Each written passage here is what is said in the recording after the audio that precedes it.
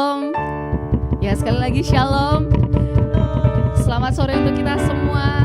Haleluya, biarlah kita sama-sama mau datang dengan sungguh-sungguh untuk kita mau memuji, memuliakan nama Tuhan. Sebab kita punya Tuhan yang dahsyat, rohnya menyala-nyala dalam kehidupan kita. Amin, mari sama-sama saya mengajak kita semua untuk berdoa. Kita menyerahkan ibadah kita sore hari ini. Bapa, saat ini Tuhan, kami datang dengan kesungguhan hati kami untuk kami mau menyembah-Mu, untuk kami mau memuji kebesaran kasih-Mu dalam kehidupan kami ya Bapa. Kami menyerahkan ibadah kami sepenuhnya ke dalam tangan kasih-Mu. Biarlah Tuhan yang menolong ibadah kami, biarlah Tuhan yang memimpin ibadah kami. Terima kasih Tuhan, terima kasih. Berikan kami sukacita yang besar untuk kami mau memuji, memuliakan nama-Mu Tuhan. Terima kasih Tuhan, terima kasih. Haleluya, amin. Biarlah saat ini kita mau datang untuk menyembah Tuhan, menyembah Allah yang kudus.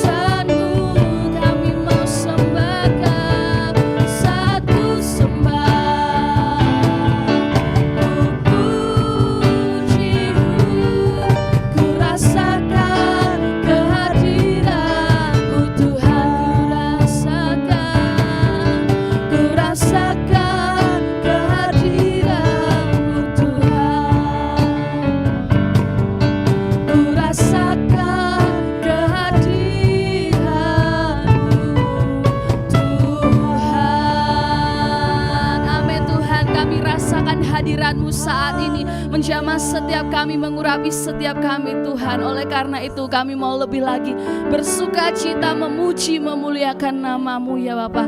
Terima kasih Tuhan, terima kasih. Haleluya. Amin. Haleluya. Biarlah roh Tuhan yang menyatukan kehidupan kita. Satukanlah roh kami ya Tuhan.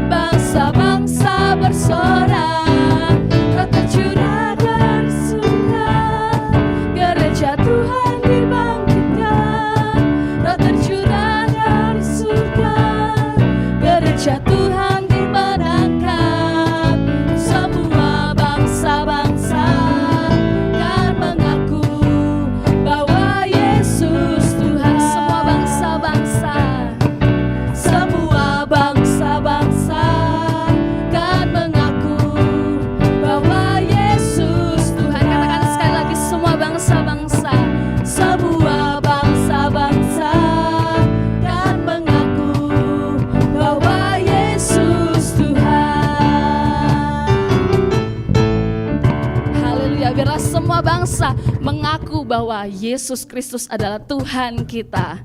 Biarlah hati kita senantiasa percaya bahwa Yesus juru keselamatan dalam kehidupan kita.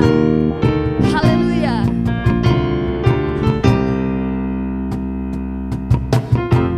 Tuhanlah kekuatan dan mazmurku,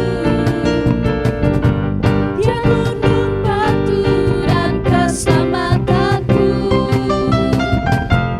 Hanya padamu hatiku percaya,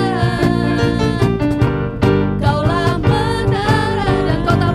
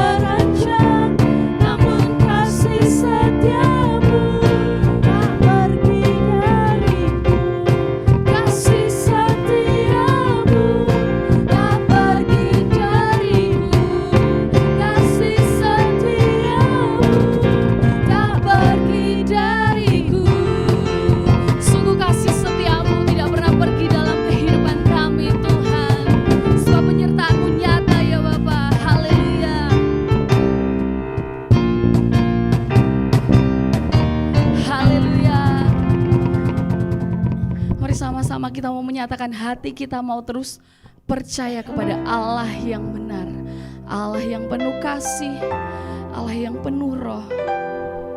Bila pada saat ini kita mau membuka hati kita, menerima lawatan Tuhan, menerima firman Tuhan.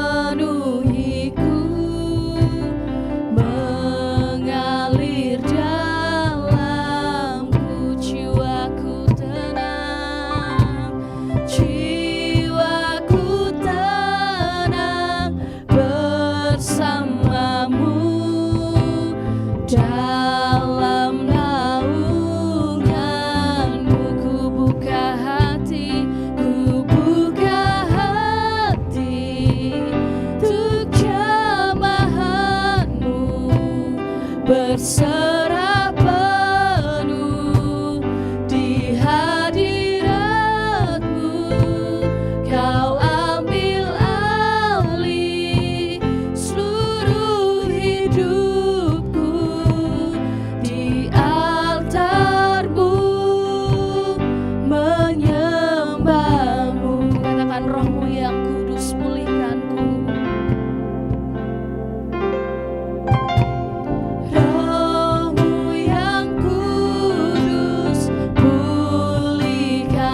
Sebab Kaulah damai kami Tuhan, Kaulah damaiku. Ku hidup oleh anugerah-Mu yang menyertai-Ku, yang menyertai-Ku, yang menyertai-Ku.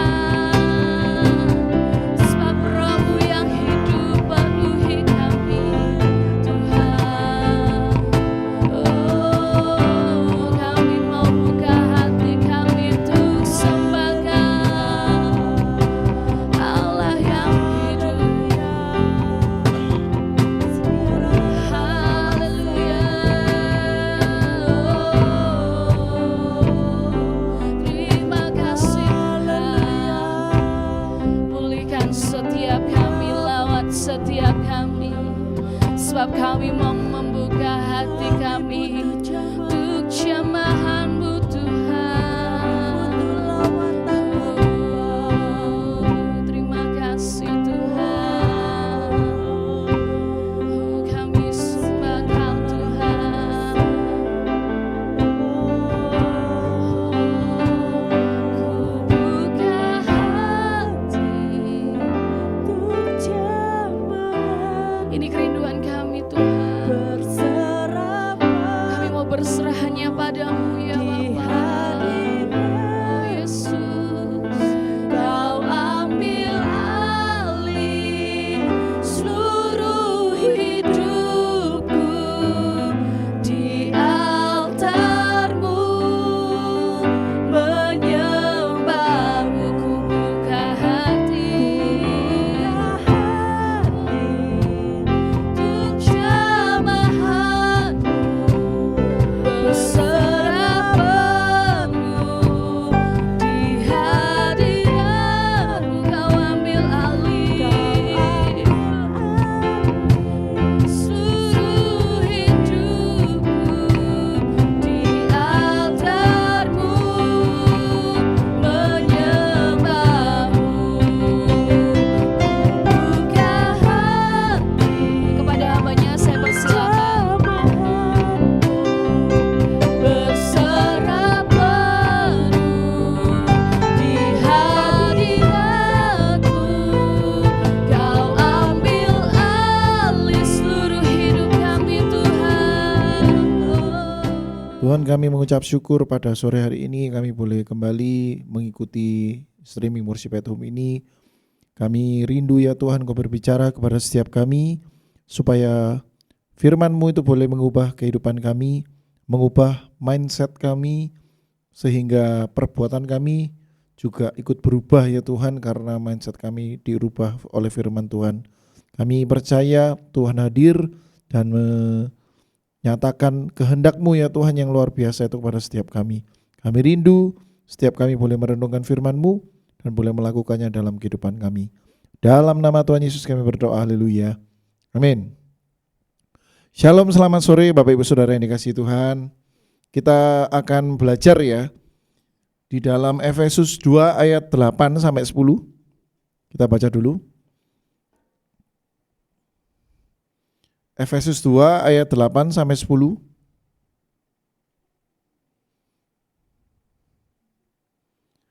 Sebab karena kasih karunia kamu diselamatkan oleh iman. Itu bukan hasil usahamu, tetapi pemberian Allah. Itu bukan hasil pekerjaanmu. Jangan ada orang yang memegahkan diri. Karena kita ini buatan Allah, diciptakan dalam Kristus Yesus untuk melakukan pekerjaan baik yang dipersiapkan Allah sebelumnya. Ia mau supaya kita hidup di dalamnya. Amin. Kita akan belajar dulu ya saudara tentang latar belakang kenapa Paulus itu menulis surat ini. Jadi surat ini adalah surat yang ditulis oleh Paulus kepada jemaat di Efesus, saudara. Nah,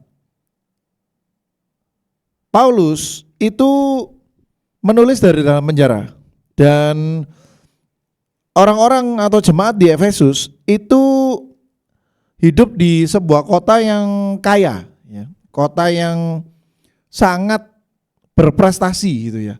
Kotanya ini maju, kota yang besar, lalu sangat mengagungkan prestasi-prestasi pribadi. Jadi pesan utama ya yang akan disampaikan oleh Paulus di surat ini itu adalah keselamatan itu adalah murni pemberian Tuhan atau anugerah, bukan usaha manusia. Sehingga manusia tidak boleh menyombongkan diri atas keselamatan yang dimiliki. Nah, kita akan masuk ya poin yang pertama ya. Kasih karunia. Saudara perhatikan ayat 8. Sebab karena kasih karunia kamu diselamatkan oleh iman.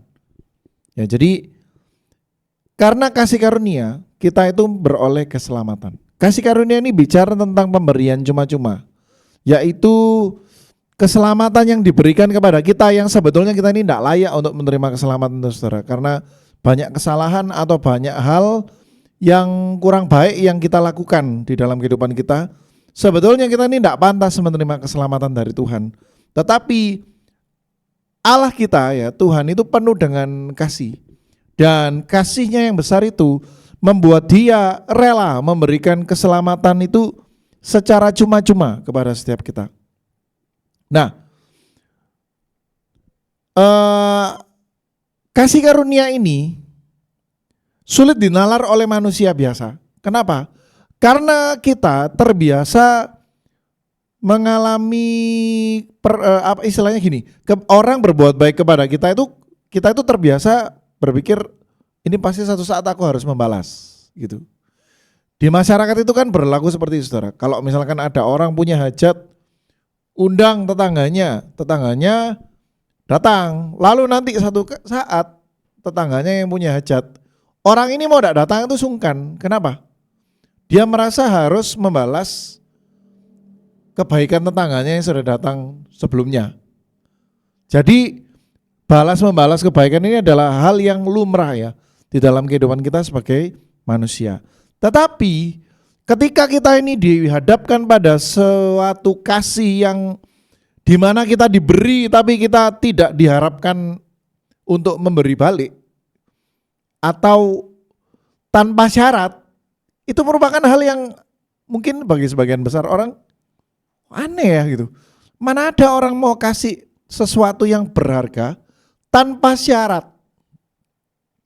Tidak ada syarat apa-apa. Jadi Tuhan itu memberikan keselamatan itu kepada kita itu cuma-cuma. Cuma-cuma. Dan ini adalah hal yang sangat luar biasa. Karena zaman dulu ya, orang kalau mau mengalami keselamatan, dia harus mempersembahkan korban dulu. Nah sekarang, karena keselamatan ini diberikan oleh karena kasih karunia, maka keselamatan ini itu gratis, saudara, alias cuma-cuma. Nah, di sini dikatakan kamu diselamatkan oleh iman. Nah, iman ini merupakan sebuah alat ya atau instrumen di mana iman ini merupakan bentuk ya penerimaan kita terhadap kasih karunia. Istilahnya gini, saudara. Iman ini kan percaya tanpa syarat juga. Jadi kita yakin, kita percaya meskipun belum melihat hasilnya. Itu iman. Nah, kasih karunia ini kan diberikan dari Tuhan kepada manusia. Manusia menerimanya itu harus dengan iman, alias dengan sebuah kepercayaan penuh bahwa keselamatan itu sudah kita terima. Ya, ini memang agak abstrak, saudara. Jadi keselamatan itu diberikan oleh Tuhan kepada manusia. Dan manusia harus menerima keselamatan ini dengan iman. Percaya bahwa keselamatan itu memang sudah diberikan, sudah kita terima.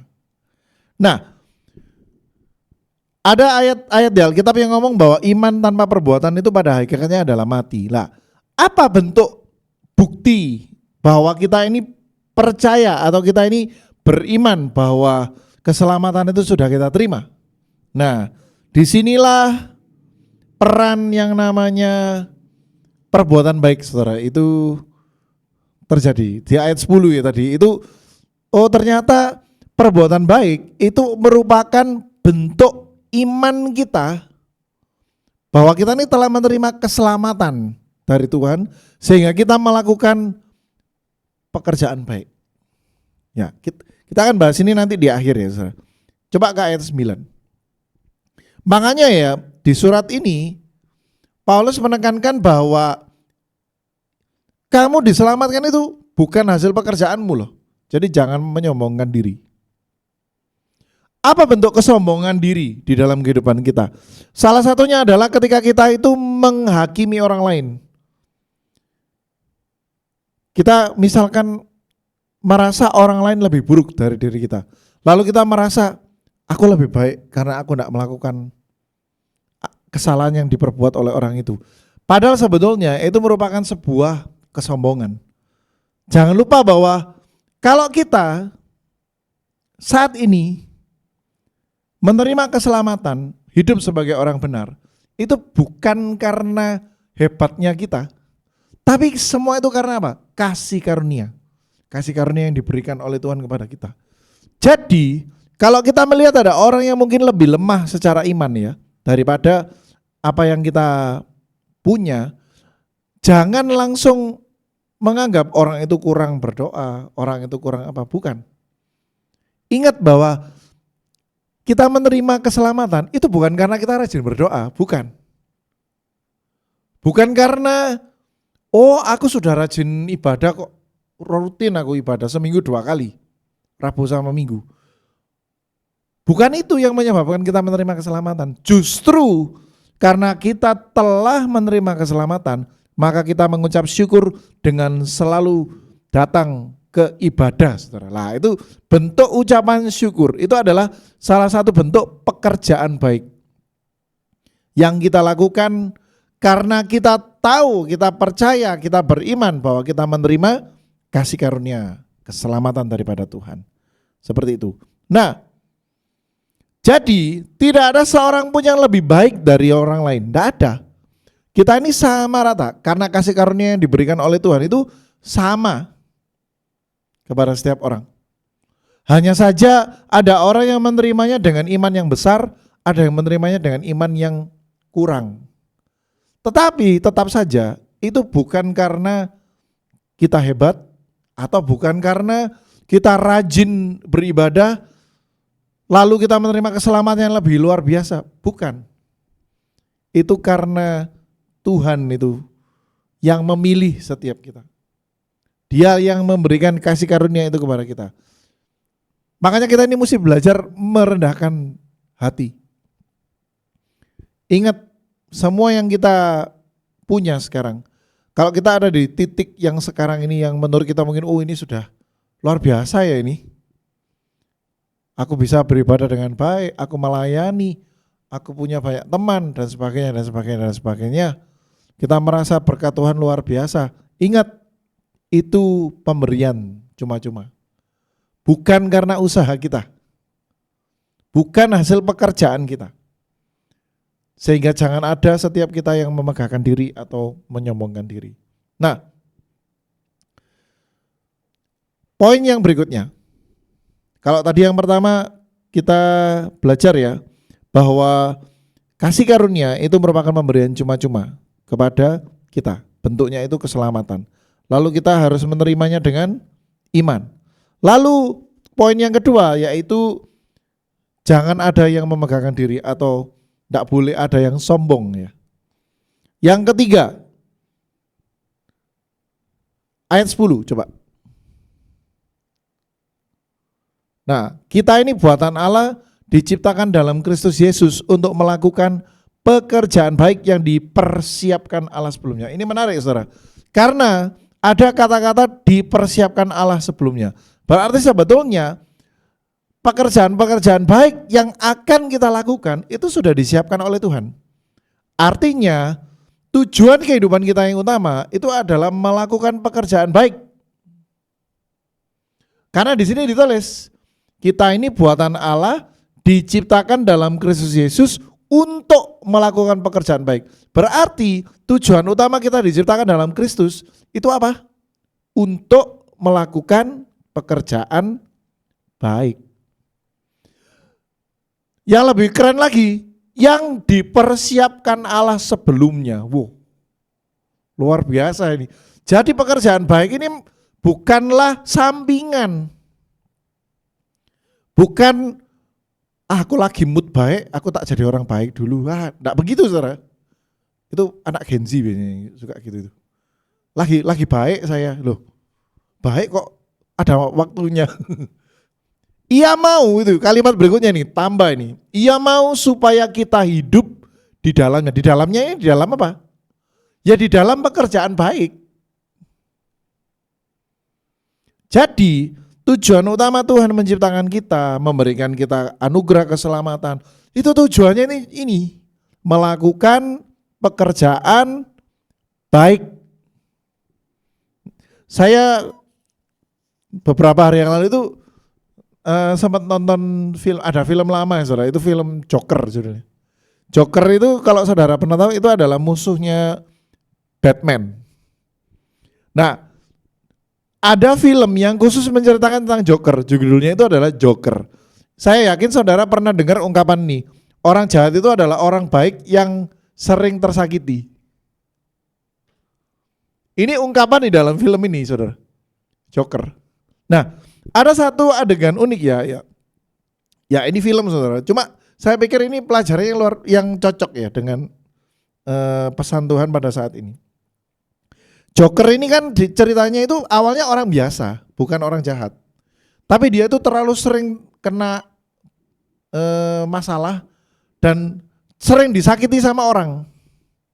Sering dikhianati, sering disakiti, sering dibully. Dan akhirnya lama-lama dia ini psikologisnya jadi terganggu.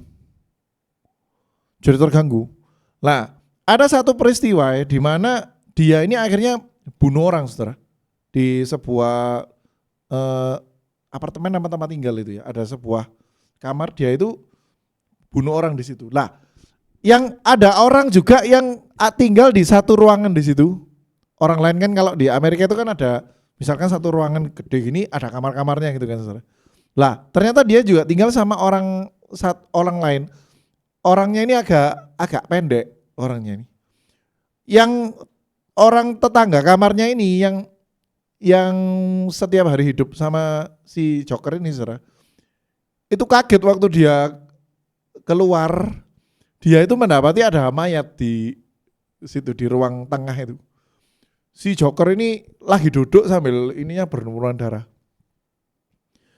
Dia ini takut kan, waduh ini gila ini orang ini kayaknya.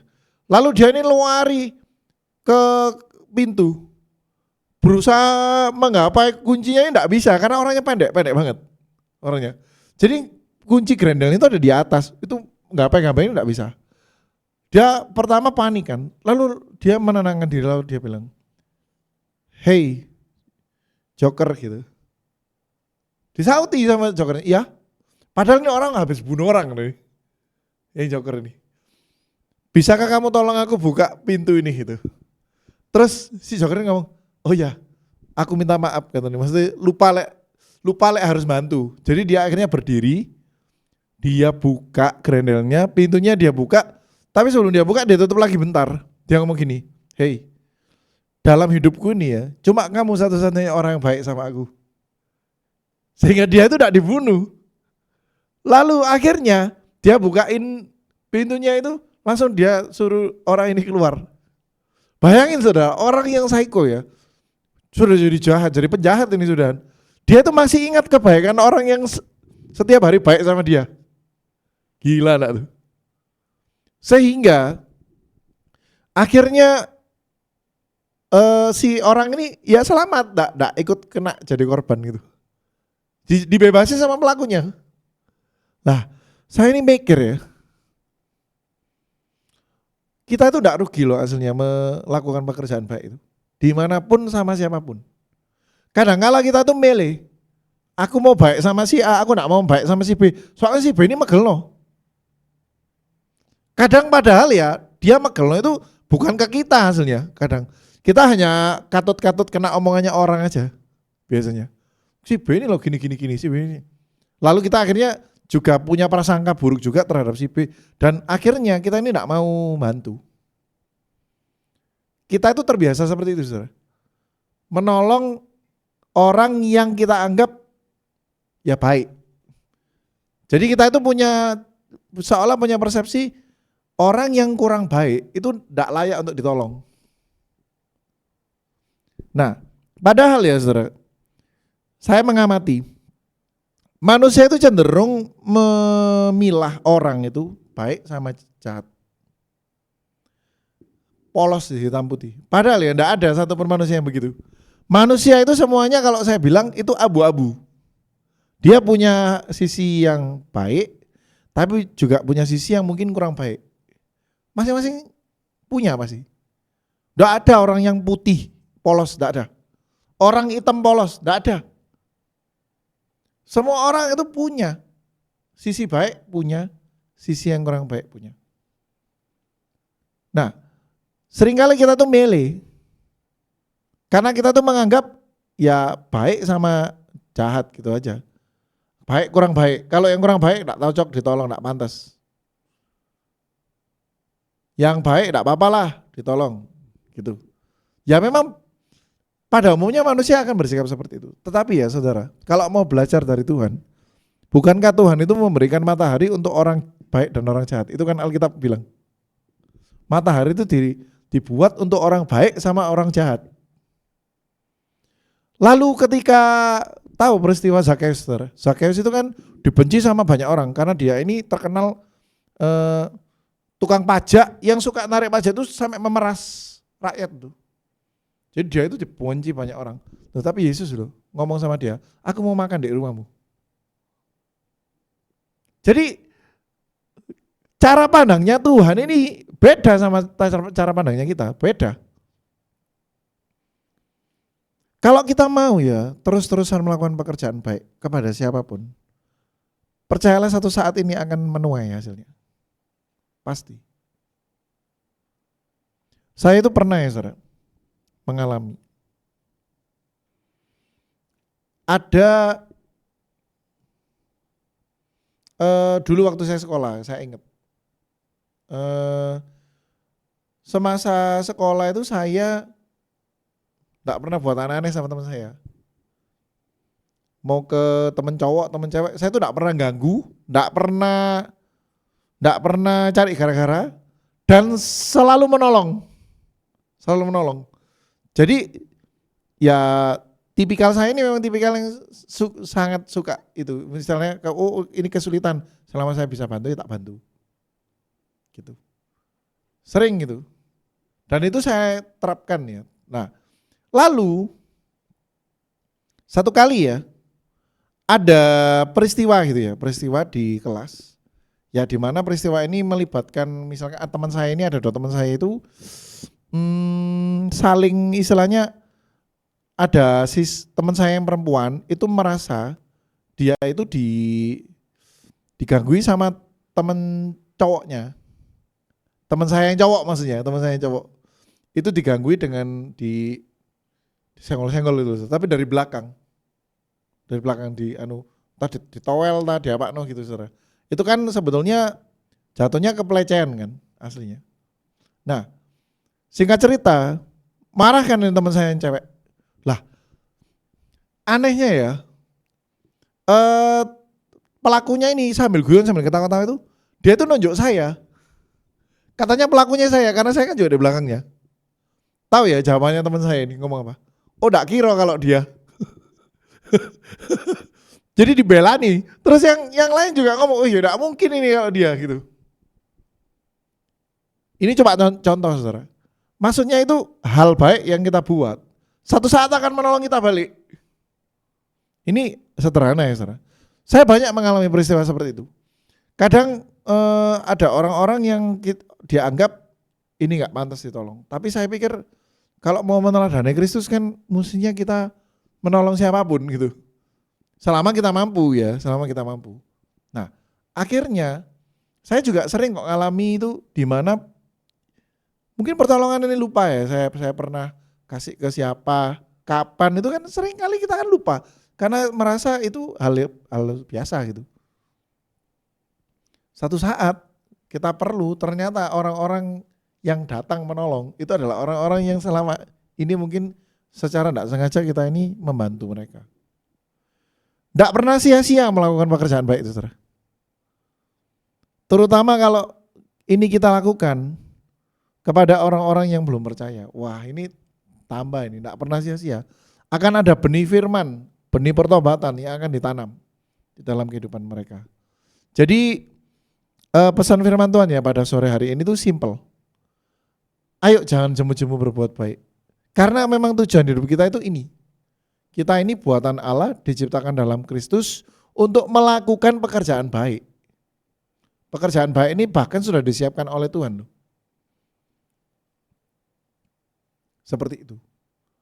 Apapun yang kita lakukan itu harus sungguh-sungguh kita lakukan karena kita tahu ini pekerjaan baik yang dipersiapkan oleh Tuhan. Sebagai penutup saya akan cerita ya. Saya ini kan di sekolah ya. Selalu kalau ngomong sekolah ini saya ini banyak cerita, saudara. Sekolah ini adalah bagi saya ini adalah kehidupan saya sendiri. Saya merasa sekarang ini ya saya ini hidup untuk pelayanan di sekolah, untuk murid-murid saya. Dan kayaknya 80% pemikiran saya ini saya curahkan di situ. Karena saya berpikir sederhana. Ketika saya melakukan pekerjaan baik di sekolah, kepada murid-murid saya, kepada orang-orang di sekitar saya, sebetulnya saya ini sedang memberikan contoh. Seperti inilah Tuhan kalau ketemu sama kamu gitu. Tuhan itu pasti akan melakukan banyak hal baik kepada dirimu. Saya tuh terutama kalau lihat anak-anak yang orang tuanya enggak ada, yang cuma tinggal sama neneknya, sama kakeknya, atau cuma tinggal sama tantenya. Menurut saya itu ada yang begitu, saudara. Itu saya pasti ingin memberikan bimbingannya lebih, berikan bantuannya lebih. Apapun yang saya bisa buat, saya akan berusaha buat. Saya tahu kok rasanya waktu masih remaja itu enggak ada orang tuanya, itu tahu saya. Jadi saya enggak kepingin ya murid-murid saya itu juga mengalami hal yang sama. Nanti kalau saya tidak peduli dengan keadaan mereka, di rumah mereka enggak ada orang tuanya, di sekolah mereka juga enggak merasa ketemu sama orang tua. Jadi saya ingin semua hal yang saya kerjakan di sekolah itu akan mendatangkan hal yang baik kepada murid-murid, terutama itu nomor 1 itu. Yang kedua kepada rekan-rekan saya di sekitar. Mari jangan jemu-jemu berbuat baik ya. Pekerjaan baik itu harus kita buat karena kita sepenuhnya percaya bahwa keselamatan itu diberikan secara cuma-cuma kepada setiap kita. Sehingga wujud ucapan syukur kita adalah kita selalu harus melakukan pekerjaan yang baik. Amin. Mari kita berdoa. Tuhan, kami menyerahkannya Tuhan Yesus kehidupan kami ke dalam tangan-Mu.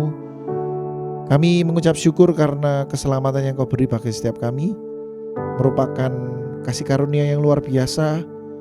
Kami yang seharusnya terkena hukuman karena dosa dan pelanggaran kami, tetapi Engkau luputkan, bahkan Kau berikan keselamatan yang luar biasa.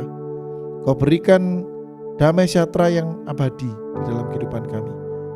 Karena kasih karunia-Mu itu begitu besar kepada setiap kami. Engkau mengasihi setiap kami dan Engkau mau supaya kami semua boleh melakukan pekerjaan-pekerjaan yang baik yang telah Engkau siapkan sebelumnya ya Tuhan, untuk kami ambil dan kami kerjakan. Kami mau ambil bagian di dalam setiap pekerjaan baik yang sudah Tuhan tetap dan rancangkan bagi setiap kami. Kami mau menjadi berkat bagi banyak orang. Kami mau lewat kehidupan kami ada orang-orang yang dipulihkan.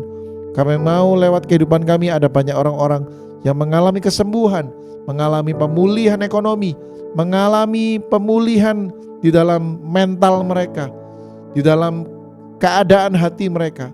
Biarlah setiap kami boleh jadi jawaban, boleh jadi berkat bagi orang-orang yang membutuhkan. Terima kasih Tuhan, kami mengucap syukur sore hari ini. Kami percaya Engkau telah menyembuhkan setiap kami yang sakit. Kami percaya ya Tuhan, Engkau yang memberikan kesehatan, kekuatan yang besar kepada setiap kami. Dan kami percaya berkat Tuhan yang terbaik itu turun atas setiap kami. Dalam nama Tuhan Yesus kami berdoa dan mengucap syukur. Haleluya. Amin. Selamat malam. Tuhan Yesus memberkati.